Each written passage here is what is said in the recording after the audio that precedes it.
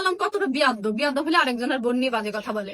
এগুলা বলতেছে না, ওরা আবার আলমের বুকলে যাইবো, এটা না আবার ট্রোল করবো। ভাই আমি ওর পায়ে ধরে মাপ চাই, অজু করে ওর লাগে আমি ফ্রেন্ডশিপ করতাম। এখন আলম হাসান হিরো আলমের ফাও দরিয়া মাছ চাইলো, এবার আইয়া সোশ্যাল মিডিয়াতে ডাইরেক্ট আইয়া কিন্তু হিরো আলমের ফাও দরিয়া মাছ চাইলো। কারণ হইলো কিতা, মুক্তাবে কিন্তু বলছিল হিরো আলম রে লুচ্চা বলাতে হিরো আলম খেপে গেছে। আলম হাসানের মোবাইলে ফোন দিয়া খাতা বাসায় গালিগালাজ করছে মানে মুক্তাবাবিরে। এখন মুক্তাবাবি কিন্তু রিপ্লাই দিয়া কইল যে হিরো আলম অনেকটা বিয়াদ্দব, আর আলম হাসানি কিন্তু হিরো আলমের ফাও দরিয়া মাছ চাইলো প্রকাশ্য। তোমার বউকে কুত্তে কামড়াছে নাকি? তোমার বউকে কি কুত্তে আরে ভাই এটা তো আমিও কই, হিরো আলমের বউ মানে দূরে তুকু আলম হাসানের বউরে যদি কুত্তায় না কামড়াইতো তাহলে হিরো আলম রে লইয়া অত বড় কথা কইতো কি লাগান কইলো। এই জিনিসটা আমিও চিন্তা করি। কারণ হইছে যে কারণে হিরো আলমে এখান তুমি খোয়ার আগে ভাই তোমার পক্ষ নিয়ে কিন্তু মাতিলিছি আর বাংলা ওয়াশ দিলাইছি মুক্তাবাবিরে। এখন একটু খাম করে তোমার একটু ওয়াশ দিলাই, বাদ বাকি কান পরে দিমুনি আমি মুক্তাবাবিরে।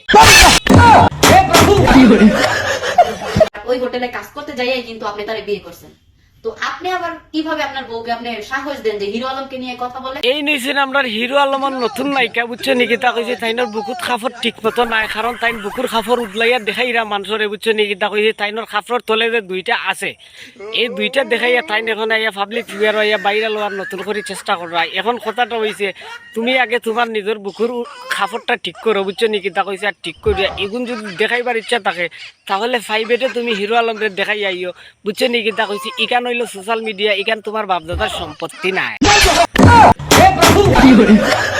আমার হেজাব মাথায় দিয়া ছিল, খুব জোরপূর্বক আমার হেজাবটা খুলাই, যা শিখাই দিয়েছে তাই আমি রাগের মাথায় বলিস। বাইরে তোমরা ভিডিও করবার ভালো কথা, তবে আমরা মুক্তাবাবি খুবই পর্দাশীল এবং নম্রভদ্র একটা মহিলা বুঝছো নি, 5 ওয়াক্ত নামাজ পড়েন তাই বুঝছো নি? কিতা কইছে একজন ইমানদার ব্যক্তি, তোমরা জোরপূর্বক বাগে খিতার লাগি তাই মুখের হিজাবটা খুলাইলাই বুঝছো নি? কিতা কইছে তাই হিজাব পণ্য আসলা, হিজাবটা খুলাইয়া তোমরা ভিডিও করবার ভালো কথা, হিজাবটা রাখিও তো তোমরা ভিডিও করতে পারতাই।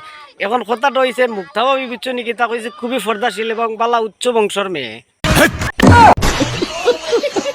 যা শিখাই দিয়েছে তাই আমি রাগের মাথায় বলিছি, আমি পুরো দুনিয়া। মাঝে মাঝে কিন্তু আবার যখন রাগ উঠে তখন আবার রাগটারে কন্ট্রোল করতে পারে না, যে কারণে আলম হাসানরে বেদুম গালাগালি করে নাকি বুঝছো নি? কিন্তু কইছি এখানে আপনারা কেউ মনে ধরবা না, না ধরিয়া বুঝছো নি? মুক্তাবাবিরে সবাই মাফ করিয়া দিবা। আবার যখন রাগ উঠে তখন আবার যে আগর যে চরিত্রটা আছিল বুঝছো নি? কিন্তু কইছি হকটা মনে পড়ে যায়, যে কারণে মুক্তাবাবি কি একটু উল্টা পাল্টা মাতিলেন, মানে আলম হাসানরে একটু গালাগালি করিলেন, এখানে কেউ মনে ধরবা না।